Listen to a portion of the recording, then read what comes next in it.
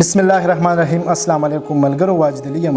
ملګرو نن در سره یو ویډیو شریکوم او بجاړه یا الله پاکه تاسو شروع دي نو ډیر زیات زه خو خپه کړم.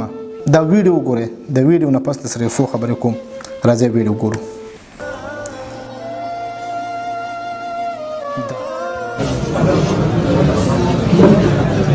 تاسو نوم ګوله تاسو نوم साकिब او ته کوم ځای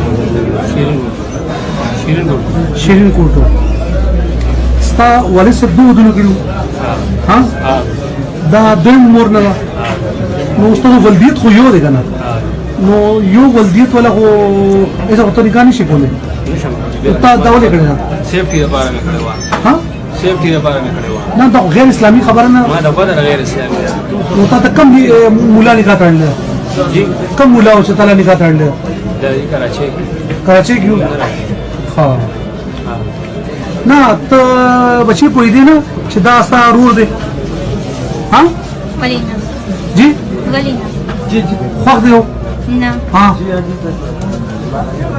نه دا غیر اسلامي نه ته کوم مسلمانه جنې او تا دی رور نکاح یو رور سره نکاح وکړه ته پښیمانه نه پټکړی کړه پیمانه پینې په دې فیصله باندې چې تا کوم ولینا ها ولینا او دې کې ستا مور او پلار تاسو سبي ویلي نه اي نو کوي نه ته په پټه کړی ها په پټه بدای وسره کړی او تاسو پولیس کړو نیولې پولیس کړو نیولې خپل ځان ورکړ خپل ځان ورکړ خپل ځان ورکړ نه تا باندې اف آی آر چاو کو اف آی آر ملګرو دا حل دی او مو کته اف آی آر په خپل مور کړی دی ولی چې دا غي پزړه نه زیاده ګناي کبیره ده. مطلب د سیم سو کول شي مثال دا خو اسلام خو واضحه مطلب نن سبا خو زم چې یو ماشوم تم پته لګي یو ورکوټ ماشوم تم پته لګي چې دا مطلب غلط دی، دا نکاح ناجایز ده.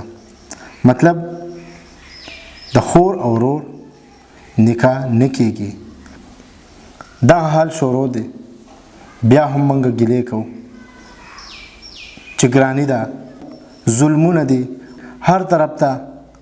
مطلب ظلم کیږي، ظلم بنه کیږي چې په مخ د ځمکه د هوا د لور سره داسې کیږي.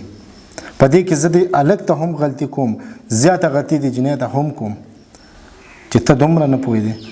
ټیک ته ستا مور بدله ده، فلار هم یو و که نه. الله دې په موږ خپل رحم وکړي او الله پاک دې موږ د دغه شانتې چې کوم ګناهونه دي د دې نه دې الله وساتي.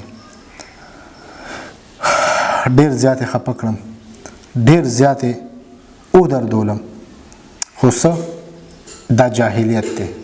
الله پاک دې زموږ د وطن نه زموږ د ملک نه دا جاهلیت ختم کړي.